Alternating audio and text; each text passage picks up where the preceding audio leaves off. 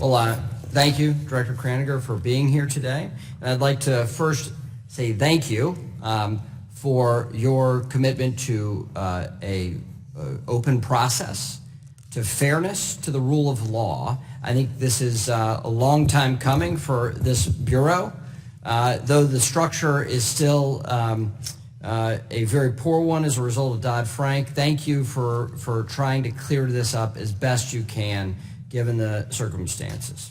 Since Dodd-Frank's enactment, Republicans have expressed serious concern over the structure of the CFPB. That remains. Our concerns are driven by the fear that Congress has created one of the most powerful, unaccountable, and unconstitutional bureaucracies ever.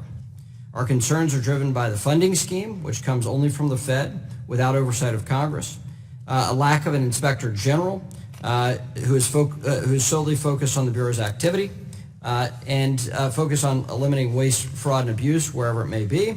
Our concerns are driven by a director who can only be removed by the president for cause. Those things remain.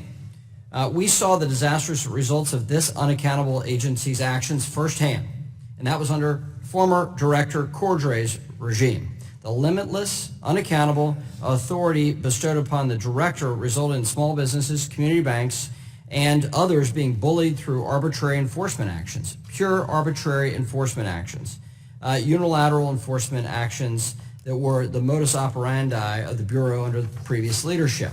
However, under new leadership, under this director's leadership, they've made necessary and appropriate changes to the way the Bureau functions. That is good. For example, the Bureau finally provided a long-needed clarification for the abusiveness standard in its supervision and enforcement work. The Dodd-Frank added the word abusive to enforcement authority to the existing statute, unfair and deceptive acts and practices, which we call UDAP.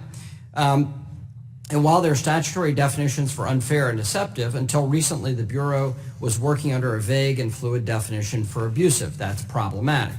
It's problematic for those people you regulate.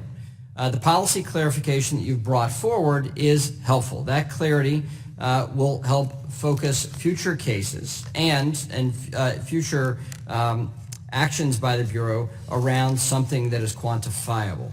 In addition, I support the Federal Financial Regulatory Agency's efforts to address and expand the use of alternative data in underwriting.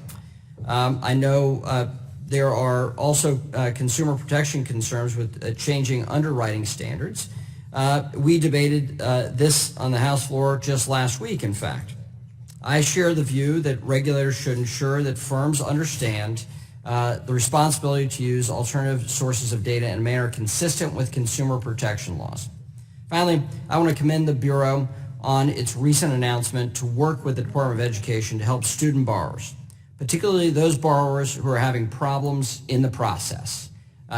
Working together to better support students is a win-win for the student and for the agencies and the taxpayer. But the fact remains, while we've seen more transparency over the last several years than we've seen since the inception of the Bureau, the structure of this agency still alarms me. It's run by a single individual with no real oversight or accountability. I am grateful that you're here today for your annual testimony. I am hopeful that you will follow and comply with the rule of law, and I'm grateful that you have. But I understand the structure is so limited in terms of what we can do to have oversight of your Bureau. So I wish you well. I hope you comply with the law, and I hope that you continue to follow the structure as best you can. And so with that, look forward to the questions.